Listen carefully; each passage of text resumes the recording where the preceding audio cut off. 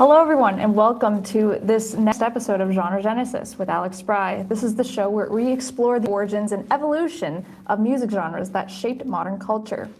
Each episode, we take a deep dive to where the genre comes from, the artists who defined it, and how it changed the sound of music forever. Last episode, we talked about disco, one of my favorite genres to listen to. It is a genre that dominated the dance floors throughout the 1970s, but eventually it collapsed under backlash and over-commercialization. But while disco was fading, something new was starting to rise. A strange, colorful, and futuristic sound that blended punk attitude, pop melodies, and new electronic technology. A movement that would come to define the sound and the look of the 1980s. Today we are talking about new wave. And I'm so excited to talk about it because new wave is one of my favorite genres to learn about. It's one of my favorite sounds to listen to. It absolutely did define the 1980s, but let's get into it. The term new wave actually appeared before the genre fully existed. As early as 1973, actually, music critics were already using the phrase to describe experimental New York bands like the Velvet Underground and the New York Dolls, artists who were pushing rock music into strange new directions. But the real origins of new wave come from the 1970s underground punk scene in New York City. Bands playing legendary clubs like the CBGB were experimenting with a new kind of music. Groups like the Talking Heads, Blondie, Milk DeVille, Milk and Cookies, the Shirts, and the Mumfs were part of that early scene. You'll notice like all of these like weird sounding titled bands, like they sound weird, and that was a part of the shock value, I think, of like the punk movement, and then going into the weird sound of the new wave era sound. While they shared the stage with punk bands, many of these artists did not sound exactly like punk. Instead of the aggressive chaos of punk rock, these bands mixed influences from glam rock, art rock, power pop, and 1960s pop music as well. Their songs were still energetic and rebellious, but they were also catchy and really quirky and very melodic. Around 1976 and 77, critics often used terms punk and new wave interchangeably. But the music industry quickly realized the word punk had a serious marketing problem. When British punk bands like the Sex Pistols exploded into the media, newspapers portrayed punk as violent and dangerous. Because of this reputation, record labels were worried that the word punk was going to make music harder to sell. So Seymour Stein, who was the founder of Sire Records, launched what was jokingly called Don't Call It Punk campaign. Instead, labels began promoting these artists under a new, safer name, New Wave. Suddenly, bands connected to the punk scene were being marketed as part of a fresh musical movement. At first, many American writers actually used the term New Wave to describe British punk bands. This raw, stripped-down sound of these groups felt like a return of the energy of early rock and roll and the 1960s garage rock. This was especially appealing to audiences who had grown tired of the massive theatrical productions dominating rock music in the 1970s. At the time, progressive rock bands were filling stadiums with elaborate concept albums and long instrumental solos. Pink Floyd, I'm coming for you, basically. New Wave felt like the complete opposite. It was shorter, faster, and more direct. In London, artists like Elvis Costello, Ultravox, and Gary Numan's band Two Boy Army released influential albums around 1977, helping shape the early New Wave sound. While punk rock had been a huge impact in the UK, it remained more of an underground movement in the United States. But by the late 1970s, New Wave was beginning to break into the mainstream. One of the first breakthrough moments came in 1978 when the Cars released their single My Best Friend's Girl. The song cracked the Billboard Top 40, showing that this new style of music could succeed on the charts. But the real explosion came in 1979 when Blondie released her song Heart of Glass, which I've talked about that song in my disco episode where I kind of said like, oh, it's kind of bridging the gap of disco and new wave. Like that song came out in 1979, but it sounds very, very 1980s at the same way.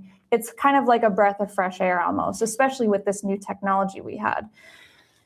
The track blended disco rhythms with new wave production, and it became a #1 hit in both the US and the UK.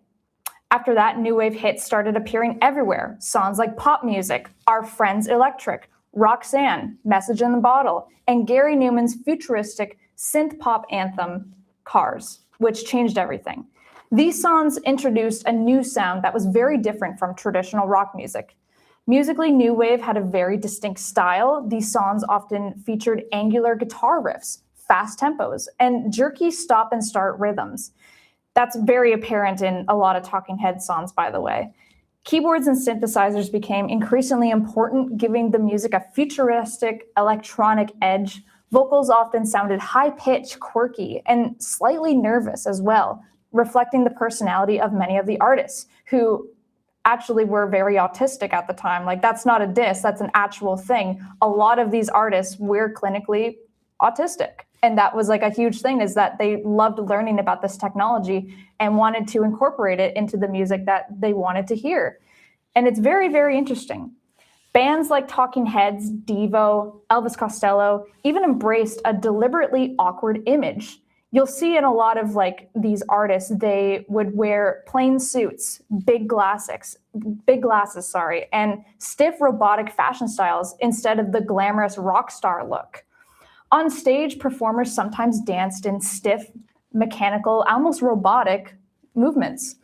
It was strange, it was nerdy, and totally different from the flashy glamour of disco. By the early 1980s, new wave had become one of the most defining sounds of the decade. A big reason for this was technology.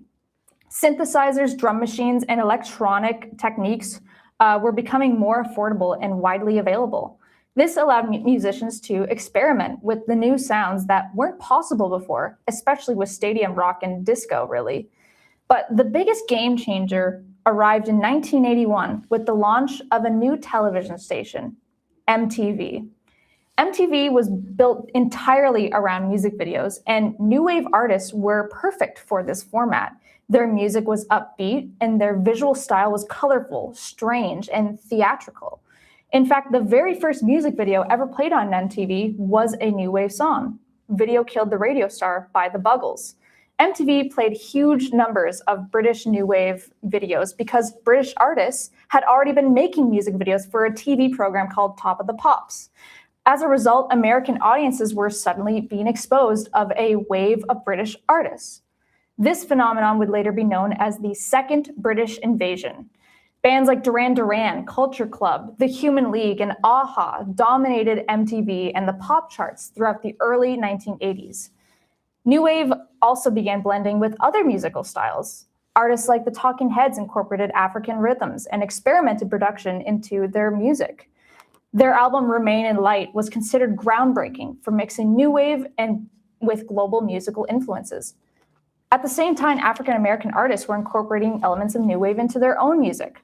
Artists like Prince and Janet Jackson combined synthesizers and electronic rhythms, and funk and R&B, helping create new styles like the Minneapolis sound. By the mid-1980s, the term new wave had started to fade, which is unfortunate. I love new wave. What once described a fresh movement coming out of the punk underground had grown so broad that it was being used for almost every new pop and rock act using synthesizers. So basically what I'm saying is that any sort of sound you hear with a synthesizer is inherently new wave. But the influence of new wave never really disappeared. It helped bring electronic instruments into mainstream music, transform the importance of music videos and visual styles, and helped shape the sound of pop throughout the entire 1980s. Artists experimented with synthesizers, drum machines, and new recording technology in ways that would influence countless musicians in the decade that followed. But while new wave dominated radio and MTV during the early 1980s, another musical revolution was beginning to take shape, not in recording studios or television stations, but on the streets of New York City. In the Bronx, DJs were throwing block parties and experimenting with turntables, looping the most energetic parts of funk and soul and disco records to keep crowds dancing. MCs began speaking rhythmically over this music, hyping up the audience and telling stories over the beat. What started as a local cultural movement was about to grow into one of the most influential genres of modern music, and that sound was hip hop.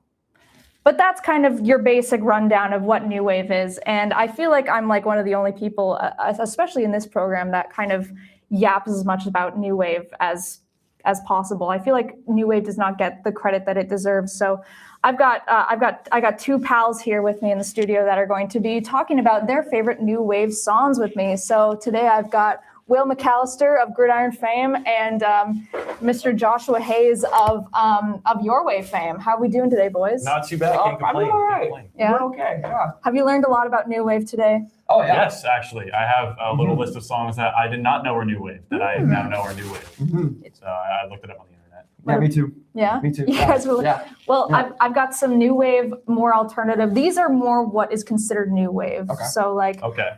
we've got what do we got here? Just Like Heaven. Do we know that song? By The Cure. I've heard The Cure. I've heard The Cure before, but that song probably not. I'm sure that this is going to get blocked for copyright reasons, but I really don't care. If it does, then I'm sorry, Tim. But like this is very much new wave, like this song. Yeah, I've heard of this one before. This is the reason why we have new wave. Okay. This was in the early 80s, I think? 1979 Oh, okay, late Is- 70s. Okay. when this came out. Okay. And it was very, very big. Big, yeah. It was huge. This was a huge pop anthem. Okay. But we also have what's another good one? Karma Chameleon. Oh, yes. Oh, yeah. Karma Chameleon. The only reason why I know that song is because it's in a video game that I play. Serious? What game? Saints Row. Okay, I've heard of that. Yeah. Saints Row 2, I believe. Yeah. Okay, Yeah. Okay. nice. That's a good song. Yeah. It's actually kind of peak. Kind of peak. Don't You Want Me by the Human Yeah, League that I've is heard. heavily new wave. You were working in a waitress. Yeah, you got Oh, it. that's this one? Okay, Yeah. I did not know the name of this song. Yeah. It's in a Chips Ahoy commercial.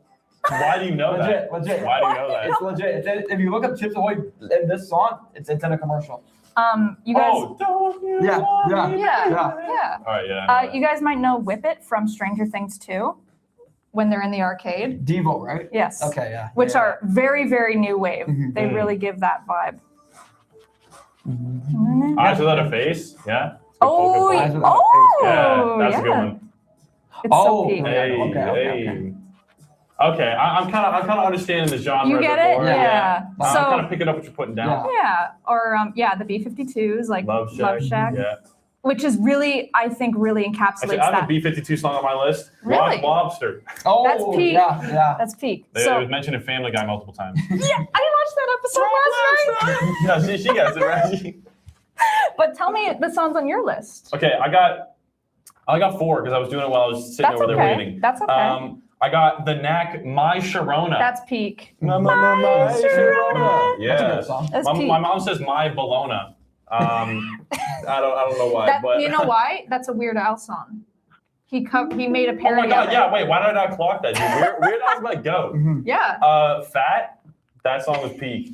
The Police, Every Breath You Take. Now, Yeah. I don't know if I would consider that It's a it's little more more on the poppy. slower side, though, Yeah. but yeah.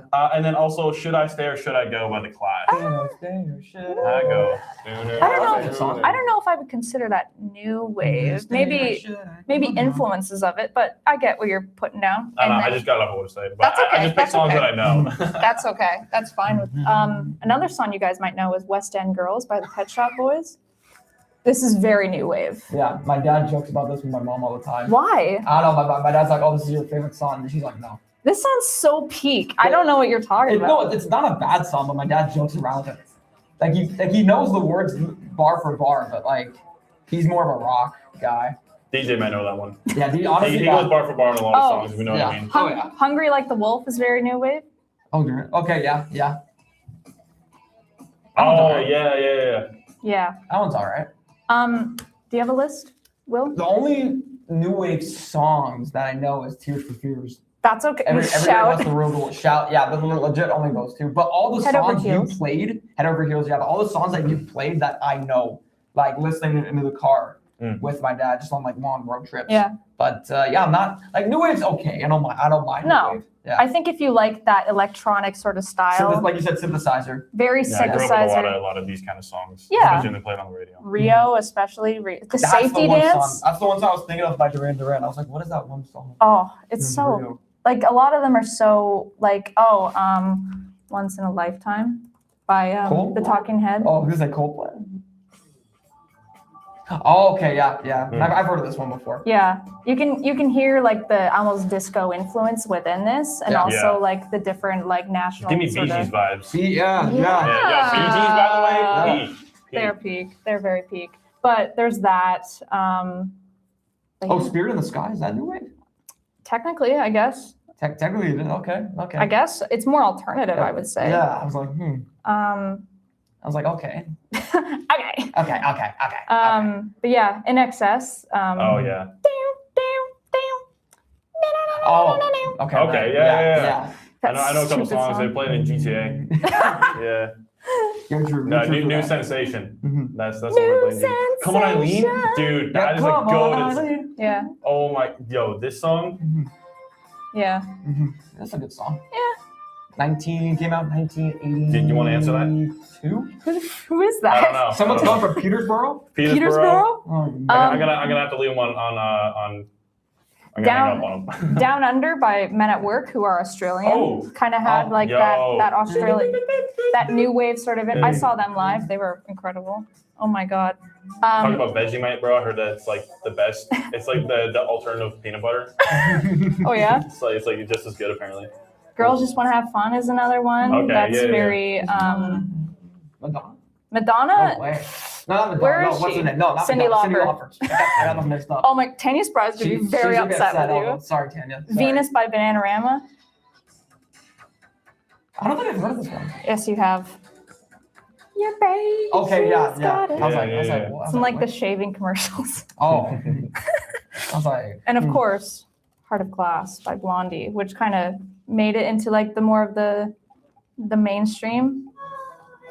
Oh yeah, everybody's heard this song. Yeah, exactly.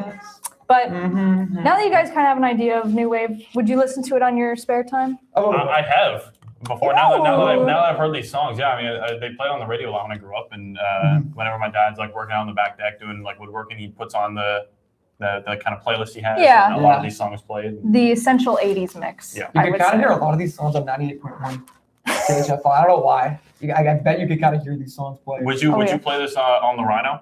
Oh, yeah, Yeah. for sure. Just Yeah. one day, myself, DJ Ari, will play this Yeah. on the Rhino. That sounds so peak. Pat's going to go crazy for it. If you know, you know. If you know, you know. That's all I got to You gotta say. be If you there. know, You you gotta be know.